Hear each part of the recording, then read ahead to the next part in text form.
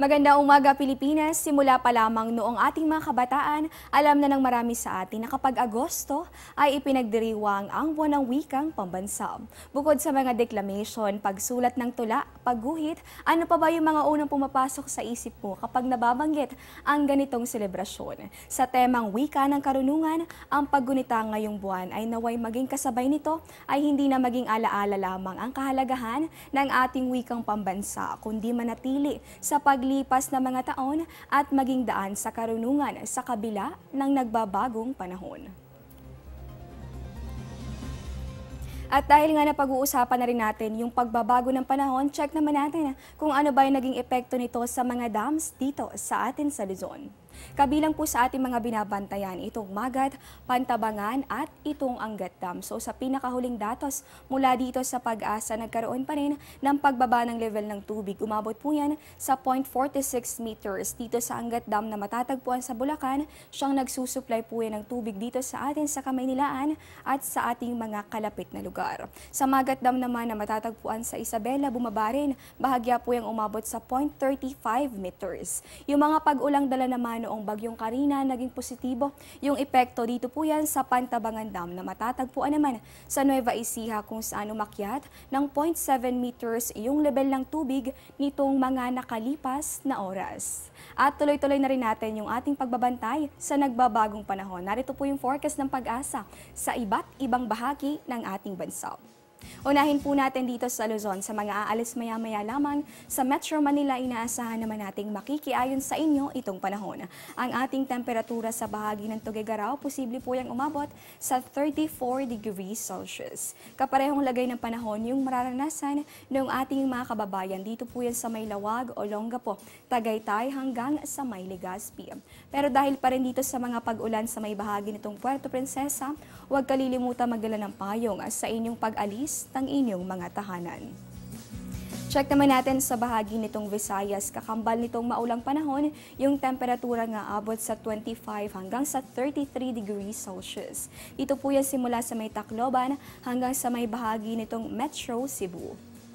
At panghuli na lamang natin dito sa bahagi nitong Mindanao, inaasahan din natin, katulad nga nung nabanggit ng panayam natin kay Pag-asa Weather Forecaster Samuel Duran, inaasahan natin yung tsansa ng mga pag-ulan ngayong araw. Kaya naman, huwag kalilimutan na magdala ng payong sa inyong pag-alis ng inyong mga tahanan. At narito naman yung magiging lagay ng panahon sa mga susunod na araw.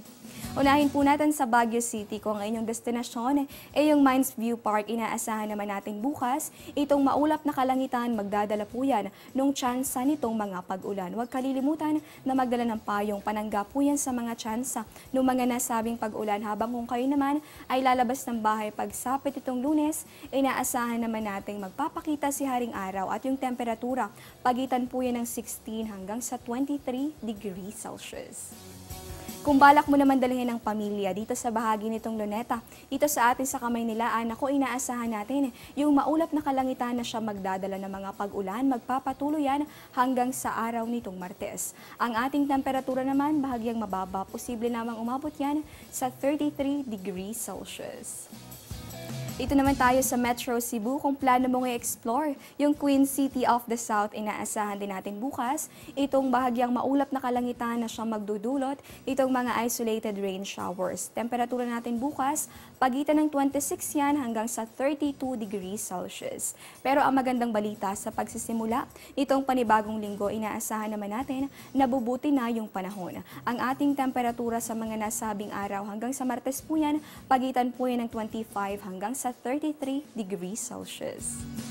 Sa Davao naman, kung nais mong makiselfie muna sa Mount Apo, dahil bawal muna itong akyatin sa ngayon, inaasahan din nating hindi ka bibiguin nitong generally fair weather condition. Paghandaan mo lamang yung temperatura na posibleng umabot sa 33 degrees Celsius.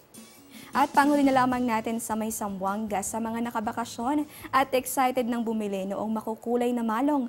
Inaasahan naman natin bukas itong bahagyang maulap na kalangitan na siya magdadala ng mga pag-ulan. Pero sa pagsisimula nitong araw ng Lunes hanggang sa Martes, magbabalik na yung pangkalahatang maaliwalas na panahon.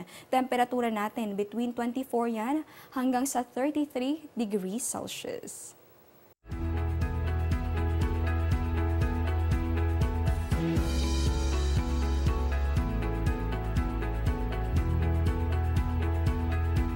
Katulad ng inyong lingkod, isa ka ba sa mga sunflower ang paboritong bulaklak?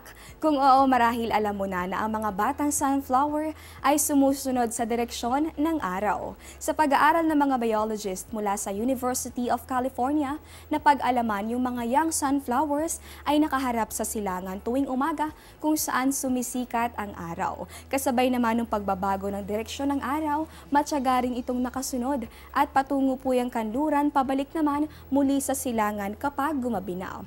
Para naman abangan muli nga yung pagsikat ng araw kinabukasan. Ayon sa mga biologist, ito yung bunsod ng uneven growth ng mga uring ito ng bulaklak. Dahil na rin nga sa genes na taglay nila, yung east side ng tangkay ng sunflowers yung lumalaki kapag umaga, habang yung west side naman kapag gabi. Bukod dito, napag-alaman din na may 24-hour internal clock din pala yung mga sunflowers, kaya naman nakakasabay sila sa araw. Kapag lumaki na yung mga sunflower, nakaharap sila sa silangan at lagi nang naghihintay sa pagsikat ng araw. Ang katangiang ito ng mga sunflower, pabor naman para maka-attract sila ng mga insekto for pollination. O diba, naway katulad ng mga sunflower, sana ay piliin nating humarap lagi sa brighter side. Tuloy lang ang buhay sa kabila ng mga pagsubok. Diyan lamang po kayo, magbabalik pa ang Panahon TV matapos ang isang paalala.